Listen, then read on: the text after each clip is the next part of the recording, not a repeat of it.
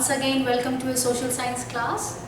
Like in a previous class, we discussed about the constellations, planets, and we also discussed about the solar system, isn't it? Then we discussed about the sun. And I also taught you the technique of memorizing the name of 8 planets based on their distance from the sun. And in the previous class, I also told you that in our childhood, we studied that there are 9 planets. Pluto was also considered to be the planet. But in 2006, what happened? The International Astronomical Union, they decided that there are certain parameters which the planet Pluto does not fulfill, and therefore it should be considered as a dwarf planet. Now you can ask me a question, why and what are those parameters? Okay. Now for that, for your better comprehension, let us check what are those parameters to be called, that is necessary for a body to be called as a planet. Okay. Now the first is, it must be in direct orbit of the sun and not to be a satellite or a moon around another celestial body. Are you able to understand? It should be in direct orbit of the sun, means like other planets like Mercury, Venus, Earth, even the Pluto should orbit around the sun, and it should not be a satellite or a moon that revolves or that orbits around any celestial body. That is the first parameter. Okay, the first condition. Then the second is, it must be in massive enough. Massive means to be huge enough for it to have become spherical in shape under its own gravity. Means it should be so massive and spherical in shape that under its own gravity it could form the shape, spherical shape. Okay, so it should be massive. So this is one of the condition. Then third, it must clear the neighborhood around its orbit. So here, what the condition Pluto does not fulfill, so that we can say that the Pluto is a dwarf planet. So my dear students, as I told you that the Pluto does not fulfill these criteria or these parameters, that's why we call it as a dwarf planet, isn't it? So here the basic parameter that does not follow, that it does not have a sufficient mass. Okay, it does not have a sufficient mass to you can see to overcome its comprehensive strength to achieve hydrostatic equilibrium, and that's the reason that we call the Pluto as a dwarf planet. Okay, now here you can see that if you want, in order for your better understanding, if you want, you can have a screenshot of this conditions. Okay, now let us move to the next topic, that is the moon. The next is the moon. This is the topic. The next topic is the moon. As I already taught in the previous class, that the moon is the natural satellite of the earth. Now what is satellite? Anything that revolves around the celestial body, that we call it as a satellite. Now here you can see that moon is the only satellite. It is the only satellite of the earth. Okay. Now its diameter, if you see the diameter of the moon, it is 1/4 of that of the earth. Okay. Means it is small as compared to the size of the moon is small as compared to the earth, but still it looks big. Why? Because it is near to the earth. Understood? So anything that is very far away, it looks very small, isn't it? As I told you in the previous class also, the stars that are looking very small because they are very far away from us. But here the moon, that is the diameter of the moon is just 1/4, means only 1/4 of that of the earth, but still it looks very big because it is very close to the earth. Understood? So what is the distance of the moon and the earth, it is 3,84,400 kilometer. How much? 3,84,400 kilometer. This is the distance of the moon with that of the earth. Okay. Now you can see here that the moon, it moves around the earth in 27 days. Okay. Means if you consider, for example, this is the earth, the moon, it revolves around the earth and complete one orbit. Means it takes near about 27 days. Understood? At the same time, same moon, to complete its one spin, also it takes the same time, that is 27 days. How much? 27 days. And that is the reason that we could see only one side of the moon and not the other side of the moon. Because the moon that moves around the earth in 27 days, and the timing of the moon to complete one spin is also the 27 days. So we are able to see only the one side of the moon, not the other side of the moon. Okay. So here you can see that the moon does not have the conditions favorable for life. Now, like in the earth, as I told you, we have water, air and life supporting gas like oxygen is available in the earth, like our planet, isn't it? So here the survival of the living beings is possible. But in the moon, these conditions are not available.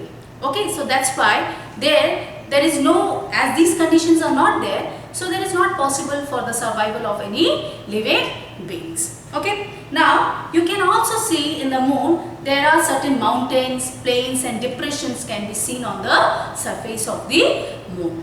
Okay, are you able to understand what I taught you? So there are depressions, there are plateaus, there are mountains and there are plains, or there are plains and there are mountains are all there, and that we can see on the surface of the moon. Okay. Now the next topic is the earth. Okay. Now here you can see that the earth is the third nearest planet to the sun. It is third nearest planet to the sun. So what are the first two then? Mercury and Venus. Okay. Now when I say that it is third nearest planet to the sun, earth, but when you see the comparing, means as per its size, it is the fifth largest planet. If you go for size, the earth is the fifth largest. It is the fifth largest planet. Understood? Okay. When we see from the sun, it is third nearest, and when you go for the size, it is the fifth largest planet. Okay. Now, as you know that the earth is quite, you can see here that earth is quite flattened here at the poles. It is flattened.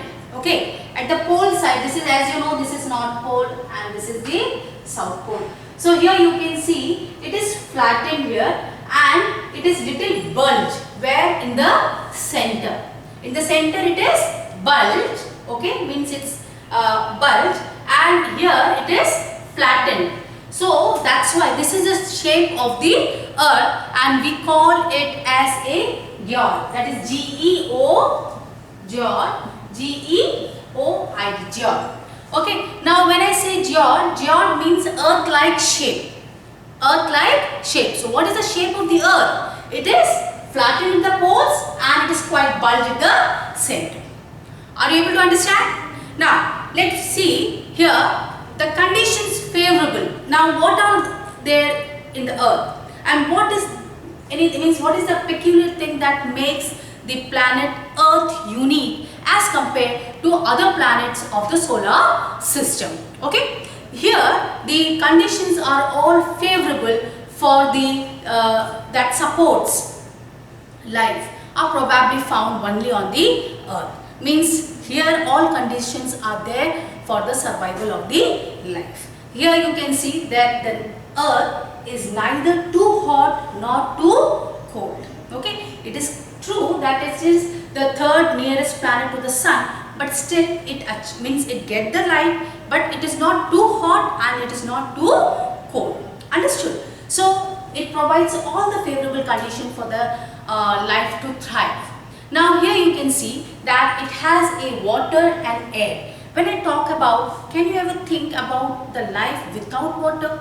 It's not possible, isn't it? Nowadays the situation has come like we have to purchase water, isn't it? If you go to mainland and all, you will see that you are purchasing water. So you can understand the importance of the water, that how much it is important for the survival of the human being or any living being. We need water.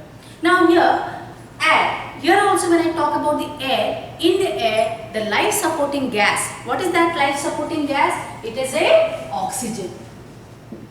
When I say life supporting gas, I am talking about oxygen. Understood? Like during COVID-19 pandemic, you might have seen, like in many cities, the patients were struggling for the oxygen cylinder. Why? Because this is the gas, this is the oxygen is the gas where means without which we cannot live. Understood? So in the planet like Earth, we have water, which is important. Second, the gas like oxygen is available only in the planet called Earth. Okay, now here, because of these reasons, we call the Earth is the unique planet in the solar system. Now, if you see the Earth from the outer space, okay, like if you see the Earth from the outer space, you will see that the Earth looks blue in color, and that's the reason that Earth is also called as a blue planet. What we call blue planet. Understood? Why do we call it as a blue planet? Okay. Here the reason is that almost the 2/3 surface of the Earth is covered with water.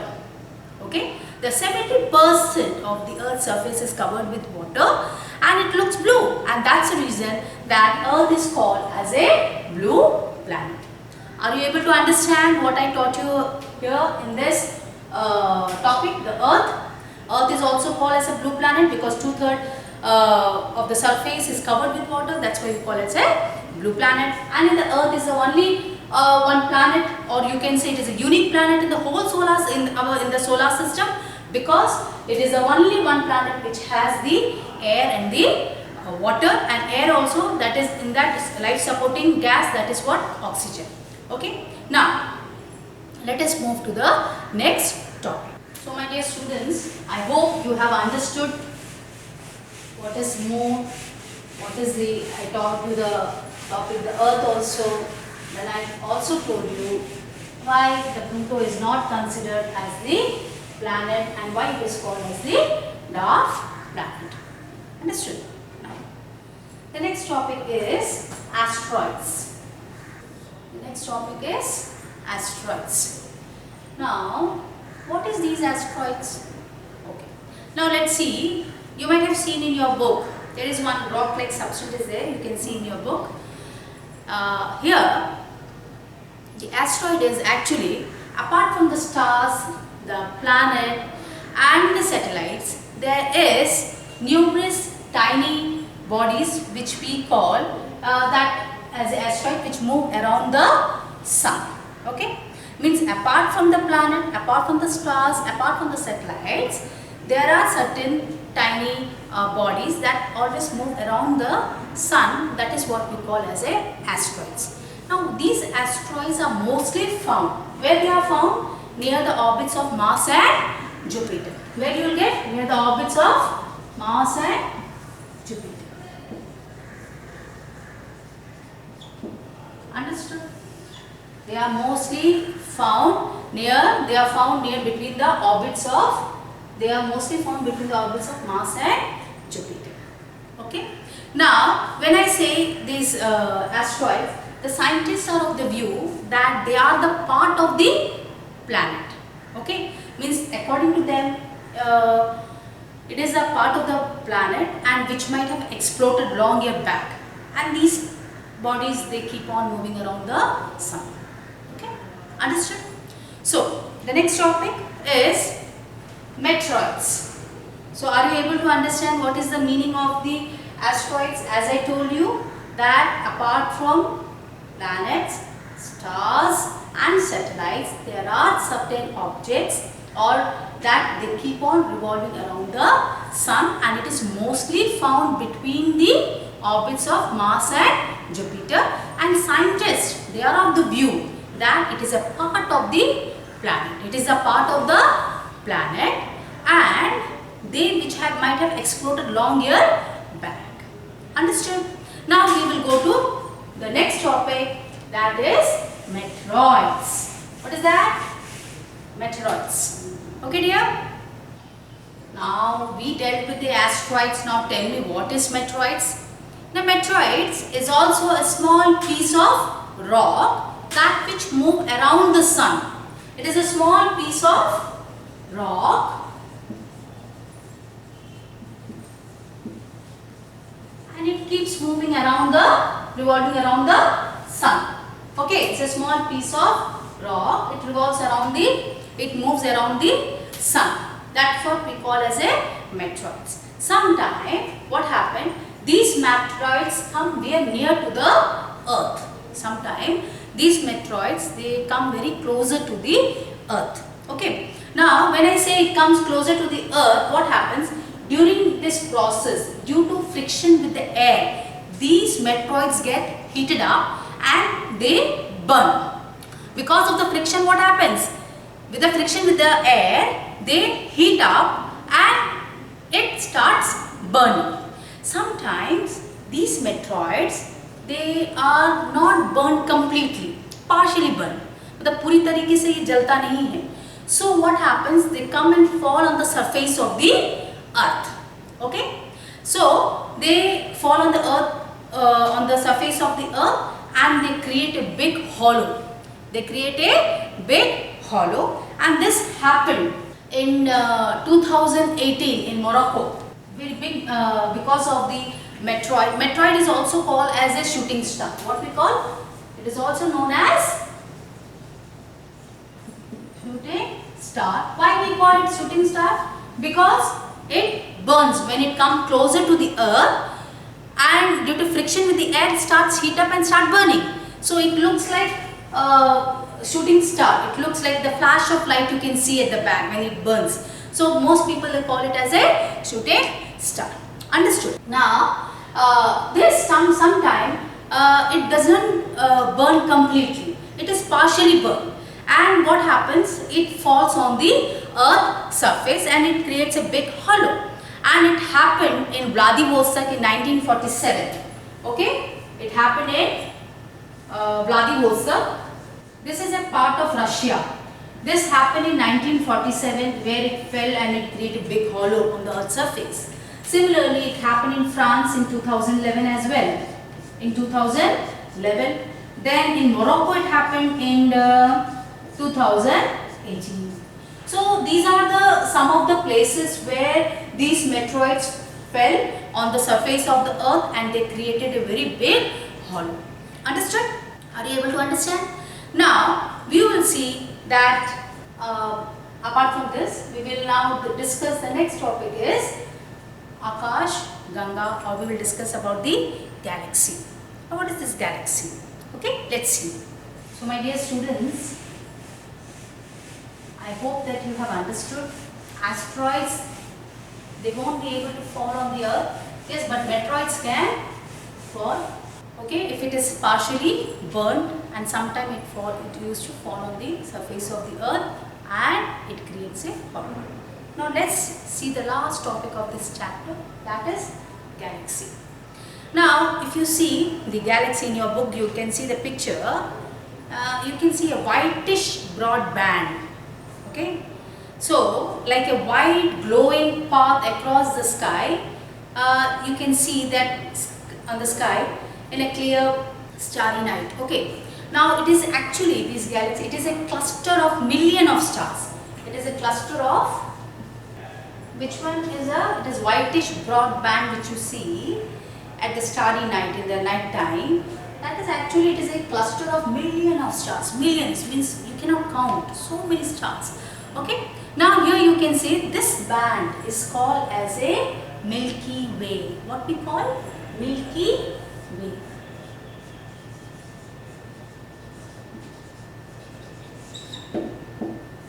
What we call it? Milky Way. Now our solar system is a part of this galaxy.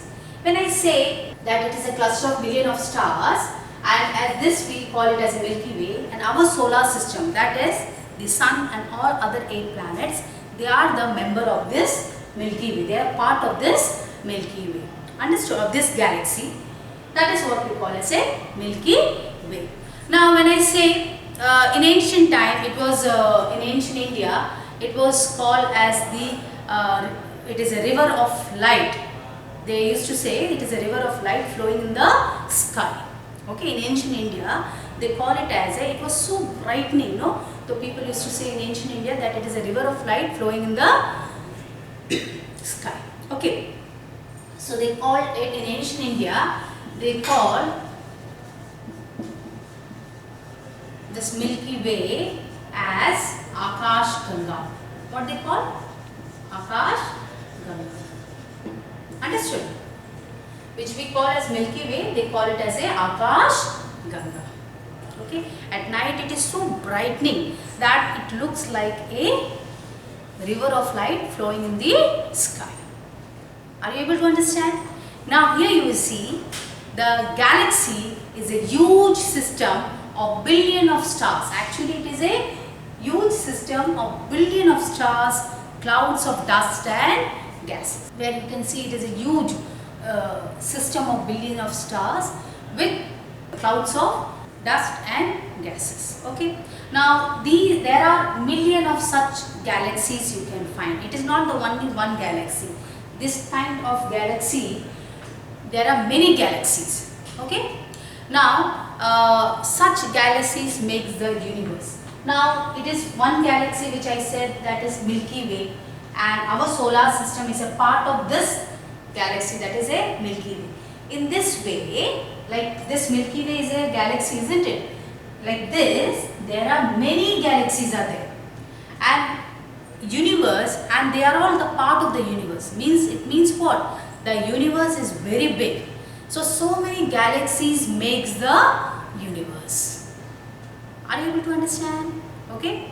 So you know that scientists are still, they are trying to find out that how big the universe is. Understood? Now I hope you have understood this. I taught you what is galaxy.